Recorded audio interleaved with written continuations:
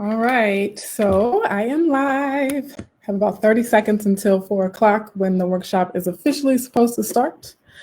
But as you all tune in, go ahead and say hello in the comments. Let me know where you're tuning in from. I'm excited about this week. Hey, Sienna, welcome back. Good to see you. You're right on time. So I'm giving the first couple of minutes to get people a chance to get on board. I am live on both Instagram and Facebook. I'm trying a new platform on Facebook, so let me know how that looks if you're tuning in from there. And my Instagram folks.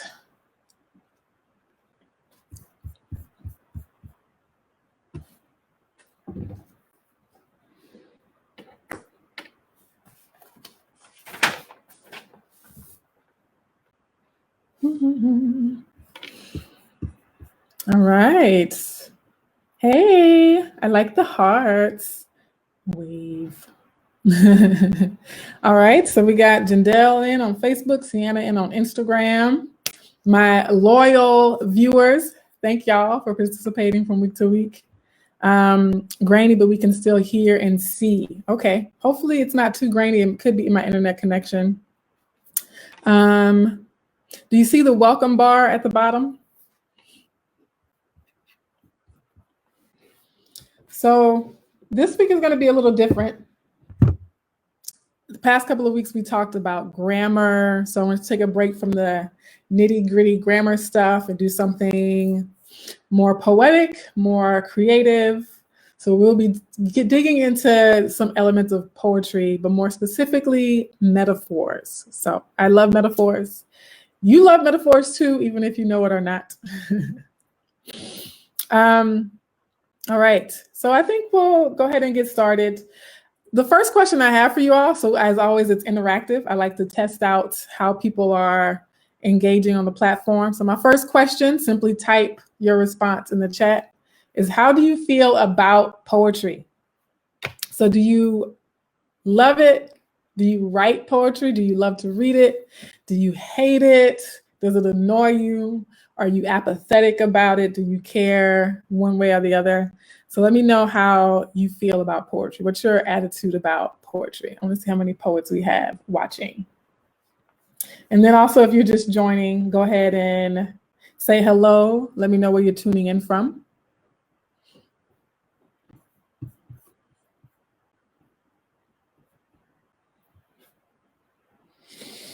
A couple of announcements to keep in mind while we are preparing to get started. I am doing a special live stream tomorrow on Facebook, on the Colorism Healing Facebook page. I will be interviewing Diana Vasquez, who is the project assistant for the 2020 Colorism Healing Writing Contest. So if you have time, tune in. That'll be tomorrow, Thursday, April 2nd at 1:30 p.m. Central Standard Time. So Diana is really great. She's been a huge help for the contest. And she'll be talking about colorism, why she wanted to participate with the project, and also why she wants to pursue a career in editing and publishing and that sort of thing. The Kaleidoscope workbook is still on sale for $0. So do check that out. Print it. It's in PDF form, so you can print it out, make copies for the kiddos or for yourself if you'd like. Okay, so Jandel says, love it. You love poetry. Okay, excellent. I myself love poetry. I always have. I have coached poetry slams, currently teaching poetry, writing workshops and classes. And yeah, I love to read it as well. So a quick recap of what we've done before. In the first two workshop sessions, we looked at grammar, right? Writing complete sentences, writing grammatically correct complete sentences, using semicolons, appositives, and that sort of thing. But even though grammar was the focus, I still tied it into just positivity in general, right? So all of these writing workshops are very much aligned with the Colorism Healing mission of positivity, of self-love, of healing, right, of spiritual growth, doing inner work. And so even though we're talking about grammar, we use the framework of positive affirmations and gratitude statements, okay? And so that'll be pretty much consistent from week to week as far as how the writing workshops proceed. There will be tangible writing takeaways, but always for the purpose of infusing our everyday lives with more positivity, more love, more healing. And so I'm going to do that this week with the concept of metaphors.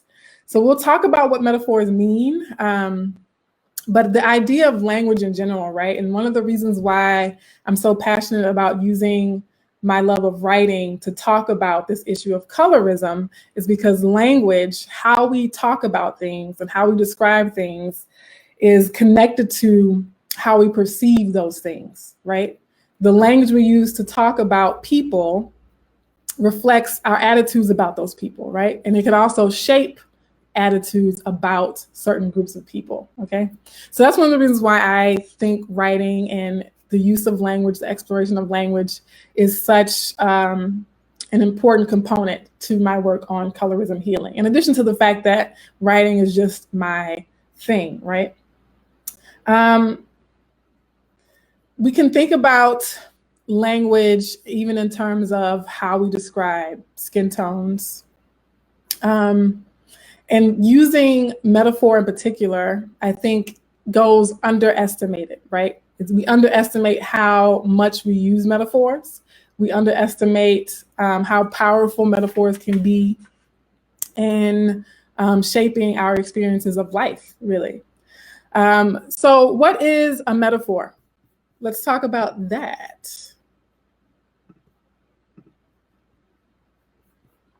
Does anyone know the definition of a metaphor? Does anyone want to jump in and explain what a metaphor is? Maybe reflect back on your high school days, your high school English classes or your college English classes, and sort of tell us what, how you would define metaphor. Any takers?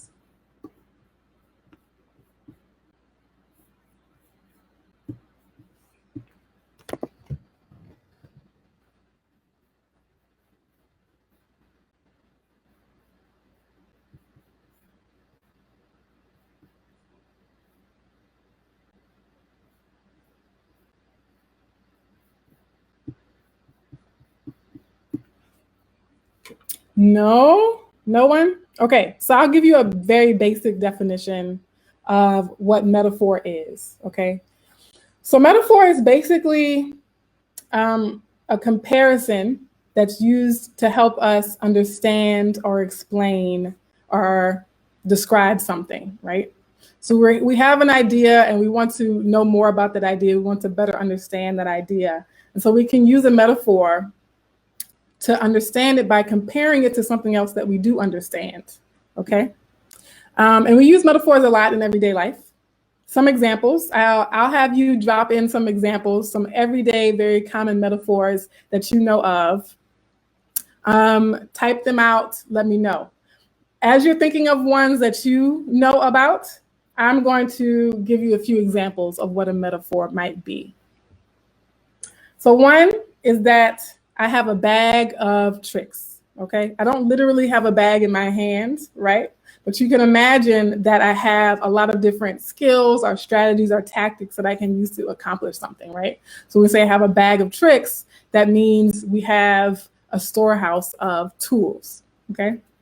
Another example of a metaphor might be this live stream was smooth sailing, okay? So using the metaphor of sailing on the seas or sailing on calm waters in a boat to describe what a process is like, right? So this was smooth sailing. Another one, temperatures are steadily climbing. Thankfully, I'm so grateful for that. I am glad spring is here and that winter is over. But the metaphor steadily climbing makes the temperatures seem like they are climbing a mountain or climbing a ladder, right? So using that metaphor of climbing to describe something about the temperatures, right? They're increasing in number.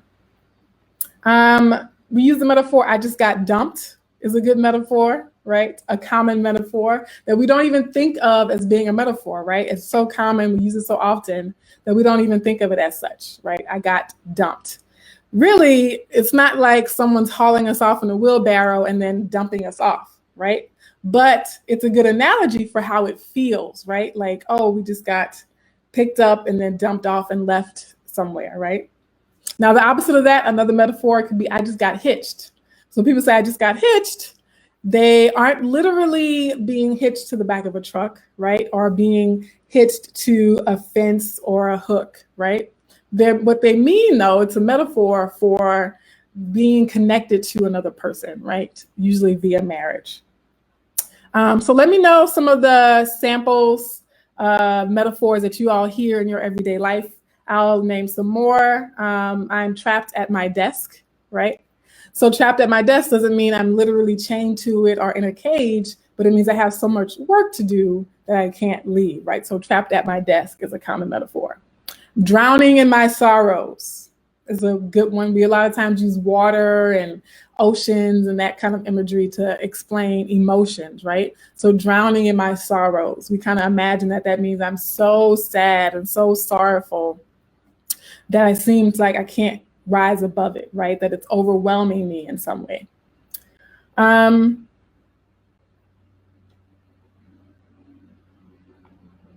Oh, another one, prices skyrocketed. And as I say that, an airplane flies over. I don't know if you all can hear it. But the idea of prices skyrocketing, right? That means prices rise really quickly, right? Not that they're an actual rocket. So those are some examples of very common metaphors that we use in everyday life. So even people who don't identify as poets or who don't write creatively, you're still using creative, figurative, poetic language in your everyday life.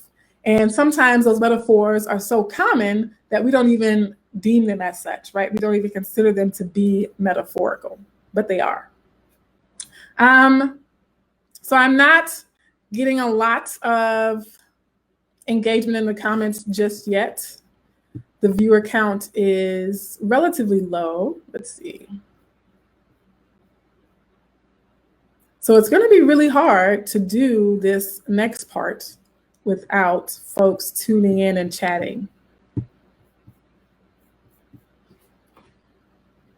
But I will start to describe what that is for those of you who are on and watching.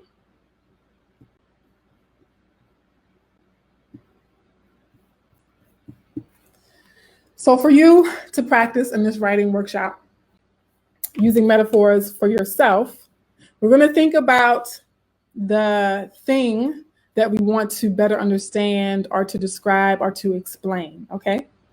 And then once we've established what it is we're trying to explain or describe, we will brainstorm and think about some metaphors we can compare it to or some objects we can compare it to better understand it, right? To create our metaphors. And so a few things I want us to describe, metaphorically speaking, are social distancing. So tell us what your experience of social distancing has been like so far, right? Use a metaphor to describe for you what social distancing was like. I came up with a sample metaphor, and it's the voices of my friends echo in the silos of social distancing, right?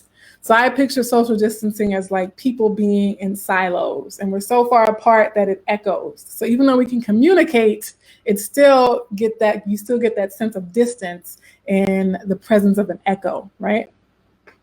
So Jandel Crutchfield gives us a sample metaphor that we use all the time, right, in everyday language, and it's I put my foot in my mouth. Yes, that is definitely a metaphor, right? So putting your foot in your mouth is not literal. It's figurative language that we use in poetry, and it's usually expressing the fact that you said the wrong thing, right? Or you said it at the wrong time, right? So putting your foot in your mouth is a good metaphor, example of a metaphor. Are there any other common ones? I'm thinking red as a rose, or I got butterflies in my stomach. That's a very common one. I like that one. I have butterflies in my stomach is a great metaphor. So when you're ready to practice, go ahead and type in the chat a metaphor that you would use to describe social distancing. And I'm going to put a bar on the bottom for other things that you might describe instead of social distancing. You can also describe yourself on your worst or your best day. You could describe your hair, okay? I might describe my hair, for example, as a fleece blanket, right? So I might say I pulled back the fleece blanket around my head. Other common ways to describe hair might be lamb's wool, woolly hair, or if you have straighter or different hair texture, you might say it's springy, or like suede, right? Maybe your hair is like suede. So your options for your practice metaphor: to describe social distancing, to describe what you're like on your worst day or what you're like on your best day, and or describe your hair. So think of a metaphor that describes one or more of those three things. I will give you all a second to do that. While you're doing that, I'm going to recap some of the announcements that I made at the beginning in case anyone's joining late. This is the third of the live writing workshops. In the past, we did stuff on grammar. Today, we're doing metaphors as we dig into more poetic and creative kinds of writing. And tomorrow, I'm doing a special live stream with my project assistant for the Colorism Healing Writing Contest, Diana Vasquez. That'll be live on Facebook at 1:30 p.m. on Thursday, April 2nd. So do tune in if you can. Diana is a student at UIS, and she'll be talking about her interest in pursuing a career in publishing and editing and advocating for writers of color, and why she wanted to do work on colorism, why it's important to talk about colorism and that sort of thing. Okay. I'm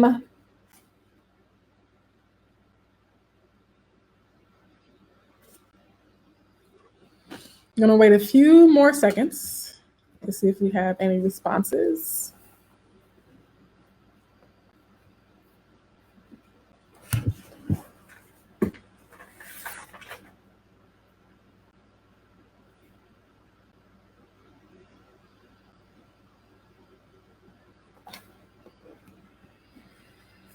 And if you all have suggestions for what you'd like to see in the next live writing workshop, let me know.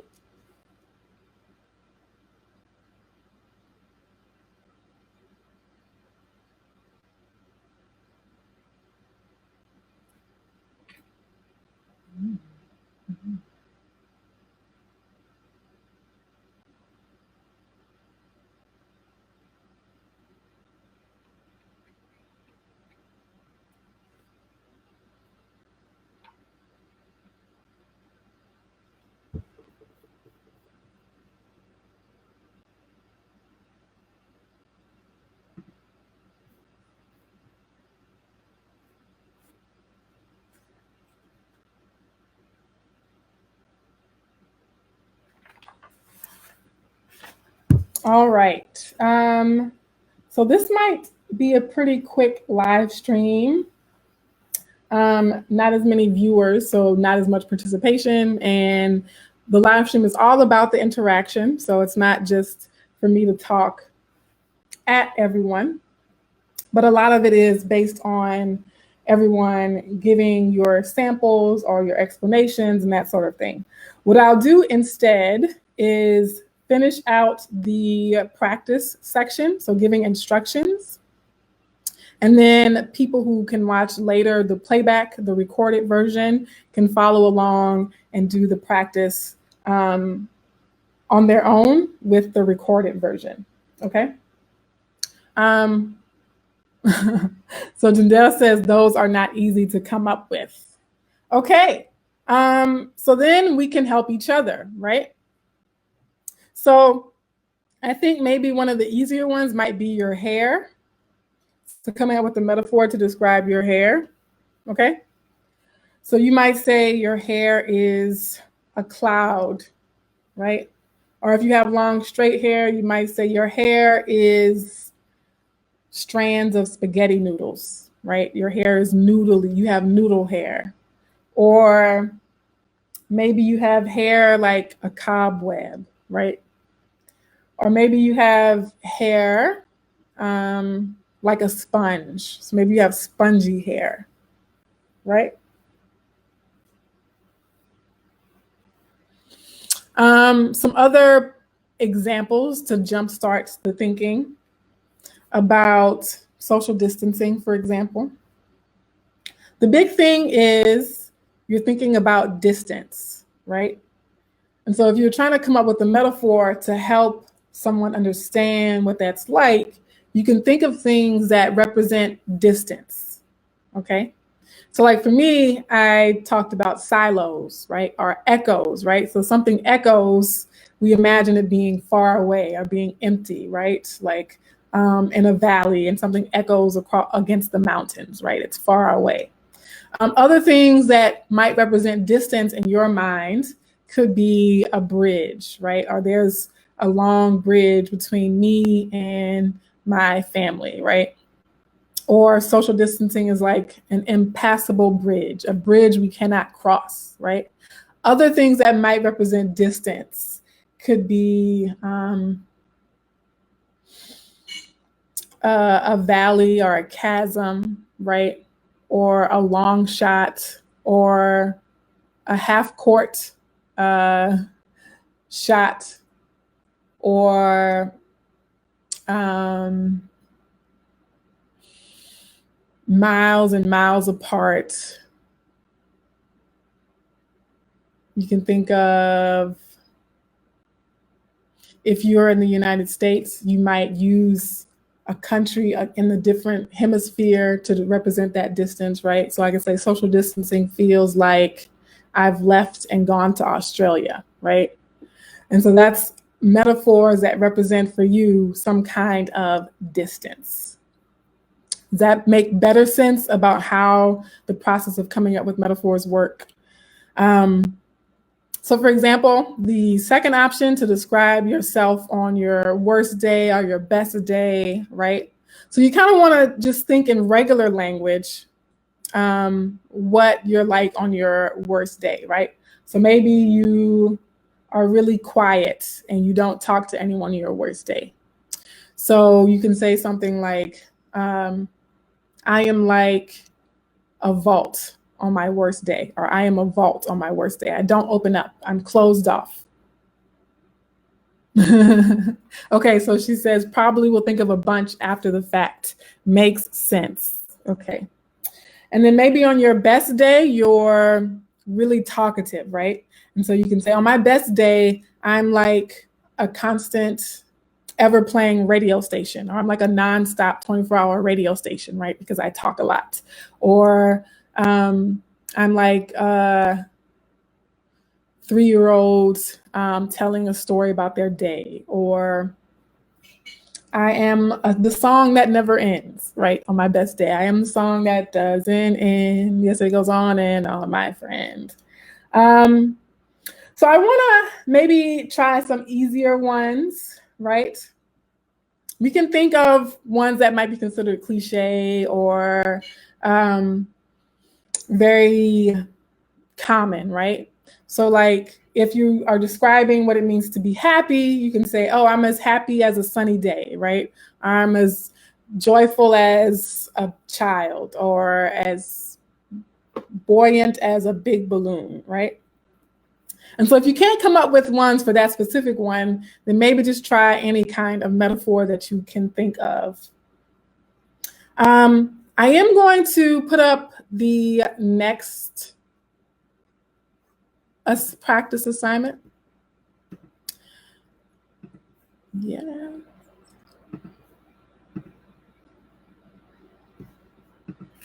So one thing to think about in terms of metaphors is that we can use them to convey different kinds of feelings, right? And so I had to exercise to get people to think about a house. It could be your actual house, it could be the house you grew up in, but just imagine, picture in your head for a second, a house of any sort. You can use language, right, to give two different feelings for what kind of house that is, right? And so the challenge would be to come up with a metaphor that would express your love or admiration for the house, right? So if it's your childhood house, you can think of it being a beautiful garden, right? Or you can think of it being a sanctuary, or you can think of it being a temple, right? Going home to your temple, or you could think of it being your nursery. And then there are other metaphors you can use, right? For example, if you wanted to describe a house that you were afraid of, right? So maybe there's a haunted house. You can say, oh, it's a ghostly mansion, right? Or it's a house like a tomb, right? The house looks like a graveyard, right? Those kinds of ways of describing a house that make it seem more suspicious or scary versus the more pleasant metaphors, right? So that's just an example. I'm not going to have us go in and practice it now, but keep that in mind, right? That the metaphors can create the attitude or the feeling that we get about something, right? And so that brings me to my closing. I want to give you some homework. So that homework is to pay attention to how you use language. So very simple. Start listening to yourself when you describe things, and then consider what that might imply about how you feel about that thing, or consider what the consequences of the way you're describing something might be, right? And I think a lot about police reports when they're looking for suspects, or and they describe them as being dark-skinned or tall or short, or being, between the ages of 20 to 25. That's going to influence and implant a certain image in people's minds, right? That has very real consequences for what might happen, right?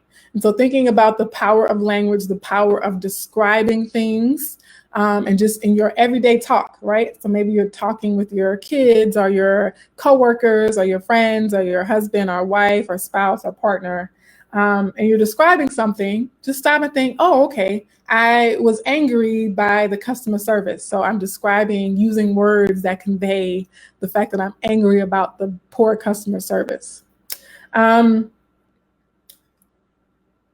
Yeah, and so the last thing I'll do, as always, I like to close with affirmations. So your affirmation is that you are creative and you have the power to create.